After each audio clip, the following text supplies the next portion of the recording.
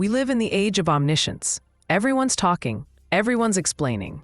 Experts everywhere, experts on everything, day and night. Philosophers who weren't philosophers until a minute ago, but are now. Scientists who were at the bottom of their class in school, and now they're know-it-alls. Have you noticed? How do you feel about it? I feel bad. All I do is feel like an uneducated idiot. Everyone here knows everything, and I don't know shit. But then, if you go beyond the smokescreen, if you just scratch the surface, what happens? Suddenly, everything becomes more transparent than water, clearer than a full moon. Nothing has changed. It seemed so, but it hasn't. Those who don't know and who never knew still don't know, but shout. Those who don't understand and who never understood still don't understand, but don't know. Expertise doesn't matter. Conviction is enough. The voice that resonates the loudest becomes truth, and deep, and therefore slowest, thought is mocked. We are drowning ourselves in information, but dying of wisdom, wrote Neil Postman. It happened. It is happening. We live inundated with data, but devoid of discernment. It's as if the collective mind has shattered into a mosaic of shouted opinions. Knowledge no longer serves to understand, it serves to excel. And in this theater of apparent knowledge, of presumed omniscience, incompetence has taken the stage, wearing the mask of genius. The deepest horror of our time is not ignorance, it is the certainty of the ignorant. That blind belief that transforms stupidity into spectacle and doubt into a flaw. The world doesn't fear false scholars, it crowns them.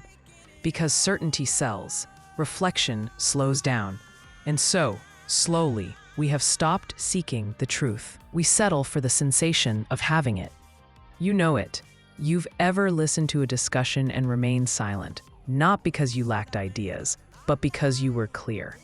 You've seen people speak arrogantly about topics they don't understand, and you felt the silent frustration of someone who knows there's no point in arguing with someone who doesn't know they don't know.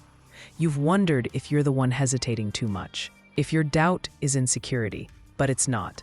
Doubt is the purest form of intelligence. It's a sign that your mind isn't seeking consensus, it's seeking precision. Bertrand Russell said, "The problem with humanity is that stupid people are full of certainties and intelligent people are full of doubts." Doubt isn't weakness, it's metaconsciousness. It's the ability to observe your own thoughts as they think. It's the breath of a clear mind that doesn't confuse volume with truth. But society doesn't reward you for this. It prefers you to be loud, not aware. It teaches you that confidence is synonymous with value. And so you learn to display conviction even when you feel the foundation is lacking.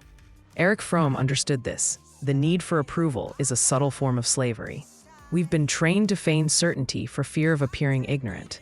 Thus, dialogue dies, and the monologue of collective narcissism is born.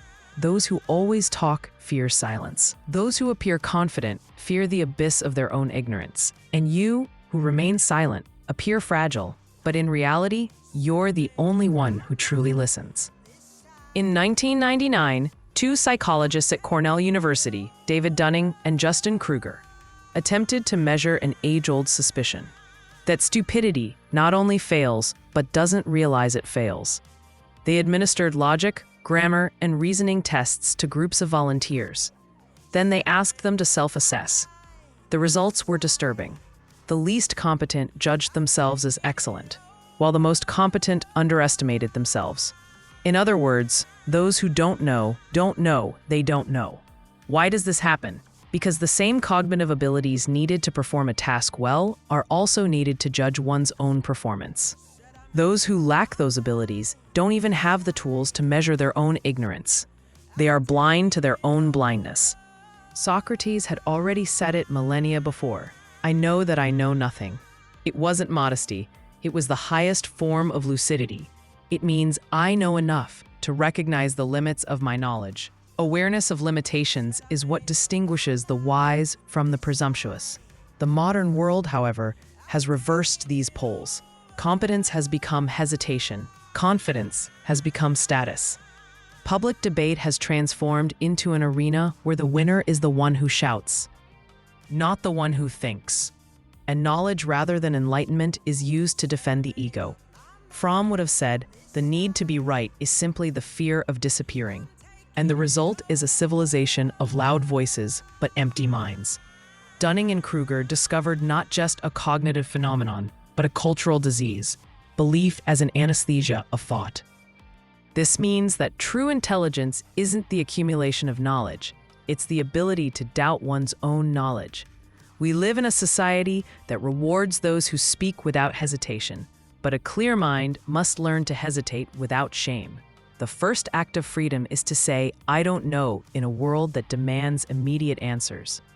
It's not humiliation, it's strength. Because those who acknowledge their own ignorance can learn. Those who pretend to know, those who believe they know, remain prisoners of their own ego and their own boundless ignorance. Whenever you feel the need to appear intelligent, stop. Ask yourself, am I seeking truth or approval? Authentic knowledge isn't displayed, it's revealed. It's subtle, not spectacular. Let me give you a real-world example. In a discussion, instead of making a statement, ask a question. He who makes a statement closes things. He who asks opens things up. Questions are surgical tools that unmask the illusion of competence. Those who always answer with certainty have rarely thought things through. The profound mind takes the right to reflect before speaking.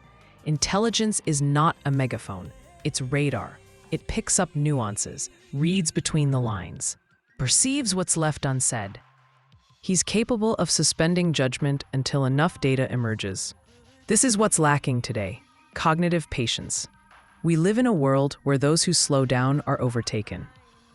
But only those who slow down understand where they're going. Only those who slow down can delve beneath the surface of things. Being intelligent isn't about knowing more than others. It's about knowing how to ignore better. Knowing how to say, this information is noise. This one has weight. It's discernment, not erudition. Anyone can memorize, few can distinguish. And here comes the transformation. Learn to cultivate doubt as a tool, not as a condemnation. Doubt saves you from the illusion of knowledge. It forces you to return to reality, to recognize that all certainty is temporary. Those who accept ignorance live in evolution. Those who claim to know everything live in stagnation. True wisdom doesn't shout, it walks. And every step, even uncertain, even amidst 1,000 doubts, is worth more than 1,000 words spoken out of fear of admitting ignorance. Remember what you went through with this video. You've seen the paradox: the ignorant who thinks he's wise, the wise who doubts, the ego that disguises itself as competence. You've recognized the wound of our time, a culture that confuses conviction with knowledge. But now you know that doubt isn't a flaw, it's the breath of living thought. Remember the map. What you appear to be guides your entrance. What you are governs time. What you tolerate decides your fate. You don't have to become hard, you have to become whole. There's a clear difference between the ego that dominates out of fear and the self-control that protects dignity. The ego fears admitting mistakes. The free mind studies its own mistakes, investigates its shortcomings, and admits them, head held high. The ego feeds on applause, the clear mind on revisions. The ego seeks to win. The wise mind seeks to understand. We of the age of awareness aren't here to sell optimism. We're here to train your gaze, to teach that clarity isn't a gift, it's a daily exercise. Every day you choose to think before you speak, you are exercising your freedom. Every time you listen instead of reacting, you are rebuilding your mind. Every time you say, I don't know, you are disarming the world's arrogance. The solitude that follows clarity is not a curse. It is a school, a teacher, a wise life companion. It is there that the mind finds its own voice, one that doesn't require approval to exist.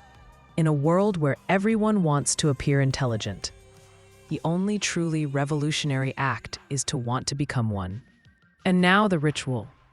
If you sensed in these words the reflection of your most silent thought, write in the comments what Socrates, one of the most incredible thinkers in human history, admitted with brilliant nonchalance: I do not know. Write it not as a formula, but as a commitment. Because wisdom is not born from noise, not born from din, not born from shouting voices. It is born from the courage to remain silent until one understands. Because he who knows everything stops learning. He who knows he knows nothing begins to see. And seeing, amidst the rabble of pretending voices, is already an act of power.